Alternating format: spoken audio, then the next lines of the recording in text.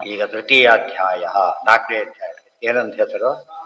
ಸಾಧನಾಧ್ಯಾಯ ಅಂತ ಹೆಸರು. ಏನು ಸಾಧನ ಅಂದ್ರೇನು ಅದನ್ನೆಲ್ಲ ಹೇಳ್ತಾರೆ. ಈಗ ಇಂಟ್ರಡಕ್ಷನ್ ಸರಿಯಾಗಿ ಕೇಳಿಬಿಟ್ರೆ ಇಡೀ ಬ್ರಹ್ಮಸೂತ್ರದ ಪರಿಚಯನೇ ಮಾಡ್ಕೊಡ್ತಾರೆ. ಆ ರೀತಿ ಬರಿತಾ ಇದ್ದಾರೆ. ಸ್ವಾಭಾವಿಕ ಅನ್ಯಥಾನ ಅಲ್ಲೇ ಅನ್ಯಥಾ ನಾಮ ಸಹಭಾವಾನ್ ಯಥೋಕ್ತಯ ಶ್ರುತಿ ಶೇಷ ವಿಶೇಷೌ ಚ ಸಹಭಾವೋ ವಿಮಿಶ್ರಿತ ವಿರುದ್ಧೋಕ್ತಿ ಸಹಸ್ಥಾನಂ ವೈಯರ್ಥ್ಯಂ ಚ ಅನ್ಯಥಾಗತಿ ಯುಕ್ತಯ ಪೂರ್ವಪಕ್ಷಸ್ಥ ಮತ್ತೆ ಗುಣಾಭಿ ಅಲ್ಲ ಗುಣಾಧಿಕ್ಯಾರ್ಥತೋ ಭವೌ ಉಪಪತ್ತಿ ದುರೂಪತ್ವಂ ಆಧಿಕ್ಯಂ ಅನುರೂಪತಾ ಯೋಗ್ಯತಾ ಬಲವತ್ವಂಚ ವಿಭಾಗಃ ಕಾರಣಾಭವಃ ವೃತ್ತಿರನ್ಯಾಗತಿಶ್ಚೈವ ಸಿದ್ಧಾಂತಶ್ಚೈವ ಸಾಧಕಾಃ. ಪೂರ್ವಪಕ್ಷ ಯುಕ್ತಿಗಳು ಸಿದ್ಧಾಂತ ಯುಕ್ತಿಗಳನ್ನ ತಿಳಿಸಿದ್ರು.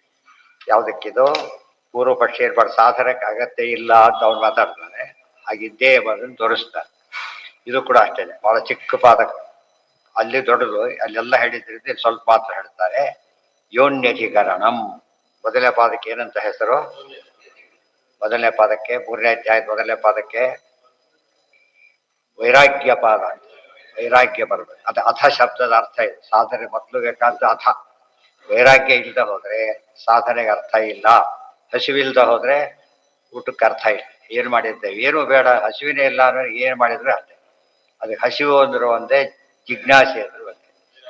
ಏನವನಿಗೆ ಈಗ ಎಲ್ಲ ಗೊತ್ತಾಯ್ತು, ಎಲ್ಲ ಕಡೆಗೂ ಕೂಡ ಹೋದ, ಏನು ಬೇಕಾದ ಸಿಗ್ತಾನೆ ಇಲ್ಲ. ಕೊನೆಗೆ ಯೋಚನೆ ಮಾಡಿದೆ, ಏನಿದು ಅಂತ ಯೋಚನೆ ಮಾಡಿದಾಗ ಶ್ರುತಿಗಳಿಂದ ಹೇಳ್ತಾರೆ ಅಂತ ಹೇಳಿ ಆಗ ಜಿಜ್ಞಾಸೆಗೆ ಬಂದ. ಅದು ಆ ಸ್ಟೇಜಲ್ಲಿ ಸುಮ್ಮನೆ ಕಂಡವ್ರಿಗೆ ಹೇಳತ್ತವ್ರು ಏನು ಉಪಯೋಗ ಇಲ್ಲ. ಅದರಿಂದ ವೇಸ್ಟ್ ಆಗುತ್ತೆ ಹೊರತೆ ಕೆಲಸಕ್ಕೆ ಬರೋ. ಅಧಿಕಾರಿಗಳಿಗೆ ಹೇಳಬೇಕಾದ್ರೆ ಅನಧಿಕಾರಿಗಳು ಹೇಳಬಾರದು. ಅನಧಿಕಾರಿಗಳು ಅಂದ್ರೇನು? ಅರ್ಹತೆ ಇಲ್ಲದೆ ಇದ್ದವರು. ಅಧಿಕಾರ ಅಂದ್ರೆ ಅರ್ಹತೆ ಅಂತ, ಎಲಿಜಿಬಿಲಿಟಿ.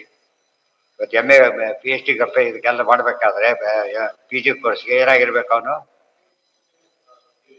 ಡಿಗ್ರಿ ಮುಗಿಸಿರ್ಲೇಬೇಕು. ಇಲ್ಲದ್ರೆ ಏನಿಲ್ಲ, ಬೆಲೆ ಎಂಟ್ರಿನೇ ಇಲ್ಲ ಅದಕ್ಕೆ ಫಸ್ಟ್ ಆಫ್ ಆಲ್. ಅದು ಎಷ್ಟು ಹೇಳಿ ಸೇರಿಸಿದ್ರು ಕೂಡ ಇರೋ ಪ್ರಯೋಜನ ಇಲ್ಲ.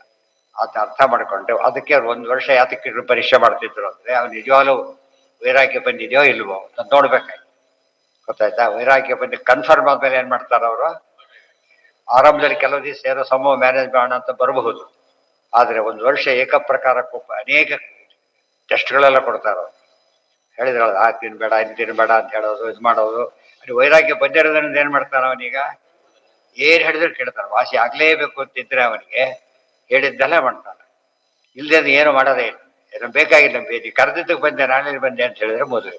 ಅರ್ಥ ಆಯ್ತಾ? ಅಂತ ಕೇಸ 99% ಕೇಸಸ್ ಆಗ್ತದೆ. ಅದನ್ನೇ ಹೇಳಿದ್ದು ಮನುಷ್ಯಾಣಾಂ ಸಹಸ್ರೇಶು. ಏನ್ ಮಾಡ್ತಾನೆ? ಯತತಿ ಸಿದ್ಧಯೇ. 1000 ಪ್ರಶ್ನೆ ಎಲ್ಲೋ ಒಬ್ಬ ಮಾತ್ರ ಯಾತ ಪ್ರಯತ್ನ ಪಡ್ತಾನೆ. ಕಶ್ಚಿತ್ ಯತತಿ ಸಿದ್ಧ, ಎಲ್ಲೋ 1 ಆಫ್ ಮೆನಿ. ಇಲ್ಲಿ 1000 ಅಂದ್ರೆ 1000, ಇವತ್ತು ಕ್ರೋಡ್ಸ್ ಗಟ್ಟಲೆ ಲೆಕ್ಕ. ಯಾರೋ ಒಬ್ಬ ಪ್ರಯತ್ನ ಪಡ್ತಾನೆ. ಅದರಲ್ಲಿ ಯತತಾಮಪಿ ಸಿದ್ಧಾನಂ ಕಶ್ಚಿನ್ ಮಾಮೇತ್ತಿ ತತ್ವತಃ. ಹೆಚ್ಚು ಸರಿಯಾಗಿ ತಿಳಿಯೋದು ಎಲ್ಲೋ ಕೆಲವರು ಮಾತ್ರ ಹೊರತು ಉಳಿದವರಲ್ಲ. ಇವತ್ತು ನೀವೇ ನೋಡಿ, ಪ್ರೈವೇಟ್ ಸ್ಕೂಲ್ಗೆ ಎಷ್ಟು ಜನ ಇರ್ತಾರೆ, PGಗೆ ಎಷ್ಟು ಜನ ಇರ್ತಾರೆ? ಜಸ್ಟ್ ಹ್ಯಾಂಡ್ಫುಲ್ ಹಿಡಿದ್ಲ. ಒಳ್ಳೊಳ್ಳೆ ಕೆಲವು ಕೋರ್ಸ್ಗಳು ಒಬ್ರು ಇಬ್ಬರು ಕೆಲಸ 1 ವರ್ಷ ಯಾರು ಇರೋದೇ ಇಲ್ಲ. ಇಲ್ಲಿ ಎಷ್ಟು ಜನ ಇರ್ತಾರೆ? ಲಕ್ಷಾಂತರ ಜನ ಇರ್ತಾರೆ. ಅಂದ್ರೆ ಯಾವಾಗ ಎಜುಕೇಶನ್ ಮೇಲೆ ಹೋಗ್ತಾ ಎಲಿಮಿನೇಟ್ ಆಗ್ತಾ ಹೋಗ್ತಾ. ಯಾಕೆ? ಒಂದು ಸ್ಟೇಜಲ್ಲಿ ಸಾಕವ್ರಿಗೆ ಕೆಲಸ ಸಿಗಷ್ಟು ಸಿಗ್ತಾನೆ ಸಾಕು ಅಂದ್ಬಿಟ್ಟ. ಇವ್ರು ಹಾಗಲ್ಲ, ಇನ್ನೂ ತಿಳ್ಕೊಳ್ಳೇಬೇಕು ಅನ್ನೋ ಅಪೇಕ್ಷೆ ಇತ್ತು. ಅವ್ರು ಮಾತ್ರ ಏನ್ ಮಾಡ್ತಾನೆ? ಇನ್ನೂ ಮುಂದೆ ಹೋಗ್ತಾರೆ. ಅವೇ PhD ಇನ್ನೂ ಮುಂದೆ ಹೋಗ್ತಾರೆ. ಮತ್ತೆ ಅದರಲ್ಲಿ ಎಷ್ಟು ಪ್ರಯತ್ನ ಪಟ್ಟರು ಅದು ಯೋಚನೆ ಇಲ್ಲ ಅವ್ರಿಗೆ. ಇದನ್ನ ಅರ್ಥ ಲೌಕಿಕದಲ್ಲೇ ಎಷ್ಟು ಕಡಿಮೆ ಇದ್ರೆ ಅಧ್ಯಾತ್ಮದಲ್ಲಿ ಎಷ್ಟು ಕಡಿಮೆ ಇರ್ತಾರೆ. ಲೌಕಿಕ ಏನಿದು? ದೃಷ್ಟ ಫಲ, ಕಣ್ಣಿಗೆ ಕಾಣೋ ಫಲ ಕೊಡ್ತಕ್ಕಂಥದ್ದು. ಅದು ಕಾಣದೇ ಇರೋ ಫಲ, ದೊಡ್ಡ ಫಲನೇ ಕಾಣದೇ ಇರೋ ಫಲ.